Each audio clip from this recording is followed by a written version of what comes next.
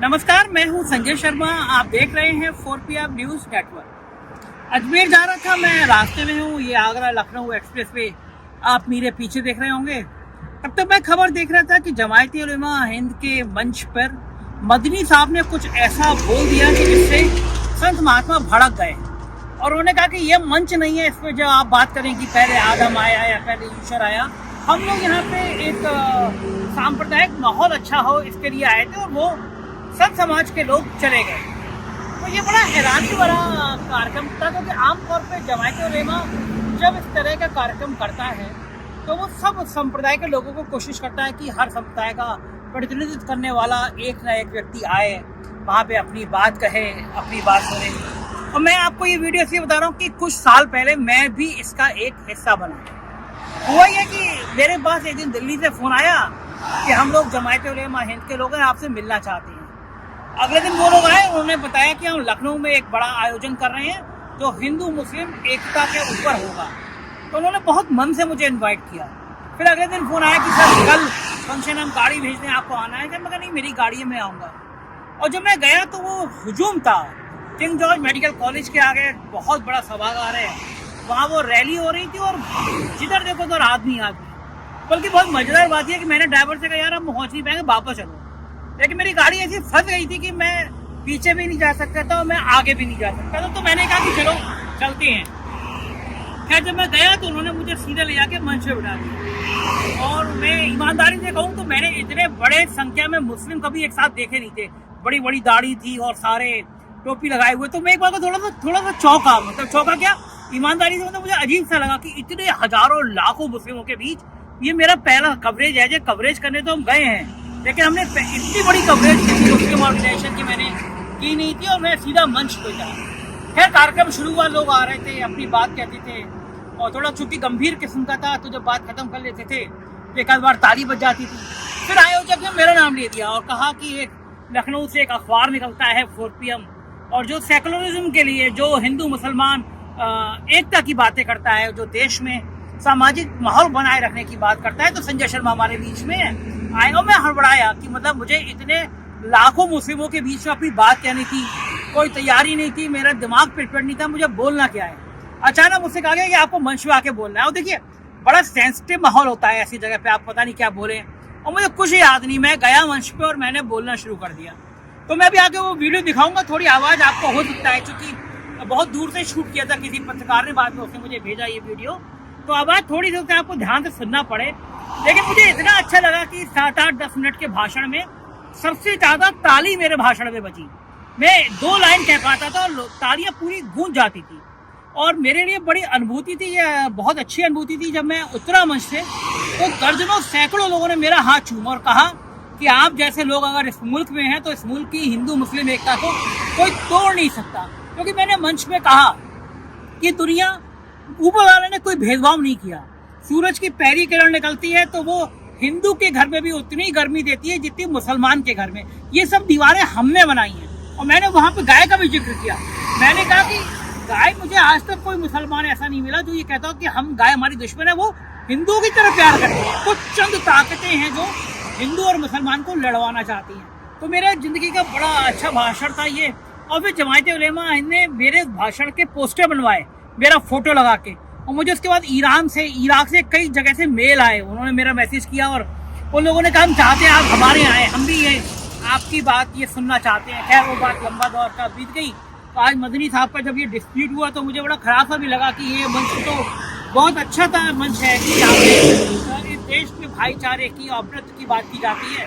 तो मुझे भाषण याद आया, मैं सुनवा रहा हूँ आपको, सुन के बताइएगा कि मैं सही बोलता हूँ या नहीं बोलता हूँ और मन से बोला या नहीं बोला। सुनिए एक भाषण। सभी सम्राट लोग और यहाँ उपस्थित सभी हजरात लोग, मदनी साहब, मैंने आपको बहुत पढ़ा है, बहुत सुना है और आपके बारे में बहुत मनन किया है। मुझे खुशी है कि आप जिस लॉ को जलाने के लिए आज लखनऊ में आए हैं, वो लॉ आज इस बात से कामयाब होती नजर आ रही है कि एक पत्रकार, एक संपादक होने के नाते मैंने बहुत जलसे कवर किए हैं, लेकिन ऐसा अनुशासित जलसा जिधर निभा जा रही होगा सीढ़ी से हो और अनुशासन में बैठे मेरे बहुत आज जब शुरुआत हुई और इस विचार की शुरुआत हुई कि हमको एक लौ जलानी है, हिंदू मुसलमान की एकता की लौ जलानी है, तो मुझे आजादी का वो दौर याद आया। और देश की रवायतों ने, देश के इतिहास से देखा है कि जहां क्रांति के लिए, जहां समाज को एक रखने के लिए अगर एक शहीद राम विलास मिश्र आगे आया तो सब में अशफाक उल्लाह के साथ खड़े।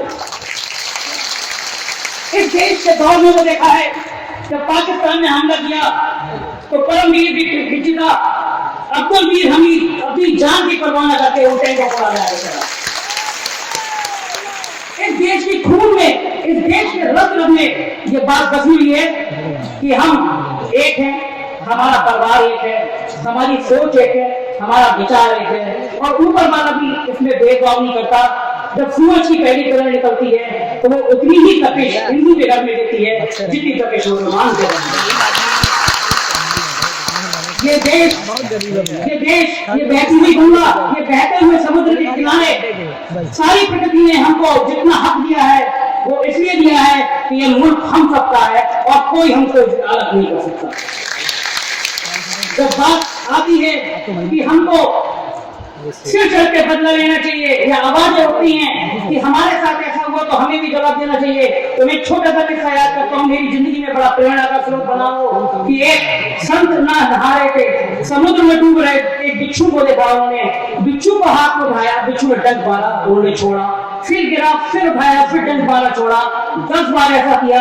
एक व्यक्ति उधर से गुजरा, उन्होंने कहा संत जी क्या कर रहे हैं, ये बिच्छू डंक मार रहा है और आप इसको फिर उठा रहे हैं। उन्होंने कहा ये मर रहा है तब भी ये अपना स्वभाव नहीं छोड़ रहा है, तो मैं संत होकर अपना स्वभाव कैसे छोड़ सकता हूं। ये संत होना हमारे देश की आत्मा में बसा हुआ है।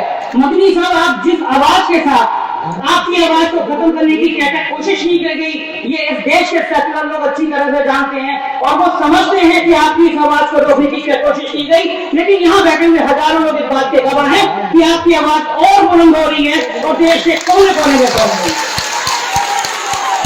ये देश पूरी तरह से हिंदू और मुसलमान, ईसाई और सिखों का बंटवारा है।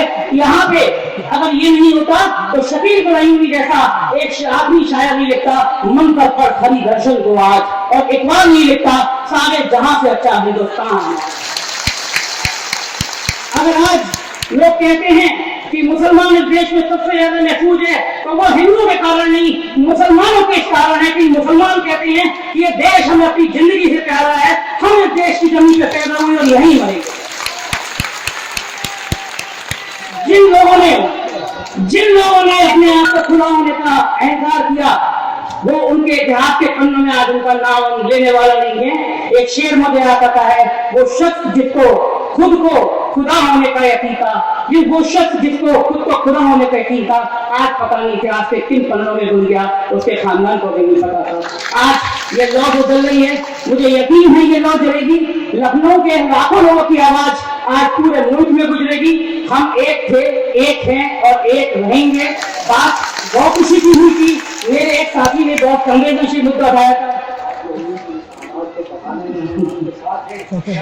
जी बिल्कुल मदनी साहब, मुझे दुर्भाग्य है कि मैं मीडिया से हूँ और आज मीडिया भी सवालों के घेरे में है। आज मीडिया के भी लोग सवाल उठाने लगे हैं, लेकिन मैं अपने मीडिया के उन समुदाय के लोगों की तरफ से आपको यकीन दिलाना चाहता हूँ कि हम सब आपके इस राज में हैं। गौ किसी की बात, बड़ी संवेदनशील बात मेरे सज्जन ने उठाई थी। मुझे आज तक मेरा कोई एक साथी मुसलमान नहीं मिला जिसने ये नहीं कहा कि गाय हमारी माँ के समान है, गाय हमारे लिए सबसे प्यारा पशु है। कौन करता है ये बात? कौन गाय को काटने की बात करता है? इस पूरी बिरादरी में एक व्यक्ति नहीं होगा जो गाय की रखवाली के लिए हिंदू से कम आगे आने को तैयार होगा। आप इस चेहरे को पहचानिए, आप उन व्यक्तियों को पहचाने जो आपको इन सवालों पे खड़ा करते हैं। और मैं एक और आखिर में एक अहम बात करना चाहूंगा।